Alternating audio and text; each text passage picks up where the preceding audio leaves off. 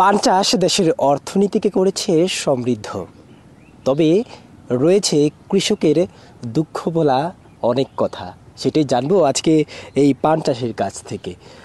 কাকা, আপনার নাম এবং আমার নাম ইদ্রিস আলী। আপনি এই বছর কতটুকু জমিতে মূলত পান চাষ মনে করেছেন? করেন জমি আছে প্রায় 40%। 40% এবছর। পান উদ্বোধন এবার মনে করেন বেশি করতেছি না, পানের দাম বাড়ানো না তো এবার।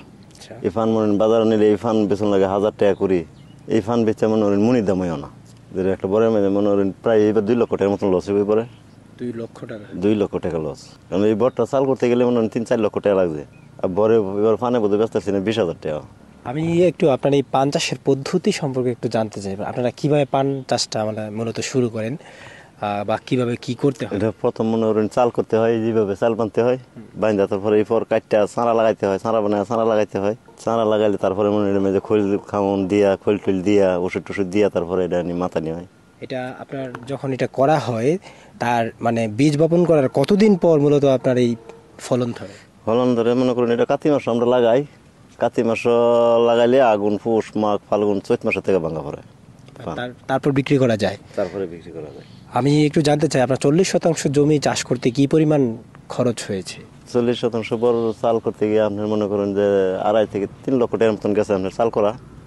আচ্ছা, এই বটটা খালি নতুন করে বানতে হয়, মুনিয়ে মনে করেন হলিয়ে এই বাতায় বিভিন্ন যাতে কেমন টাকা মানে 2 লক্ষ আর প্রায় 3 লক্ষ টাকার উপরে আপনার খরচ। খরচ। আর আপনার মানে এই পর্যন্ত কত টাকা বিক্রি এই করলেন? পর্যন্ত মনে করেন এই বছর 20,000 টাকা ভিয়াইছে না, কারণ ফান যে ফান 300-400 টাকা 200 টাকা কুড়ি, 1 কুড়ি ফান তো মনে হয় অনেক ফান। এবং মনে হয় একটা মুনির হাজিরা হয়েছে 700 টাকা। এই বটটার মধ্যে মনে হয় এই যে বটটা যখন যে অবস্থা জঙ্গল, এই বটটা সাফ করাতে গেলে কমসে কম 5-6 হাজার টাকা খরচ হইব। ফানে বেচা তো না 2,000 টাকা।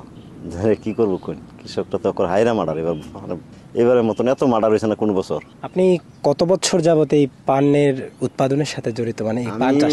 মনে করেন 10 বছর বয়স থেকে আজ পর্যন্ত ফানের পরের। এর আগে কি আপনার বাবা করতো? হ্যাঁ, আমার বাপ দাদার আগে করে গেছে। মানে এটা সেই পূর্বপুরুষ থেকে আপনাদের এটা? হ্যাঁ হ্যাঁ। আপনার এই গ্রামের নাম? আমাদের এই গ্রামের নাম হচ্ছে বিরামতপুর, খিদিরপুর ইউনিয়ন, গ্রাম বিরামতপুর, আর জেলা? জেলা হলো নরসিংদী।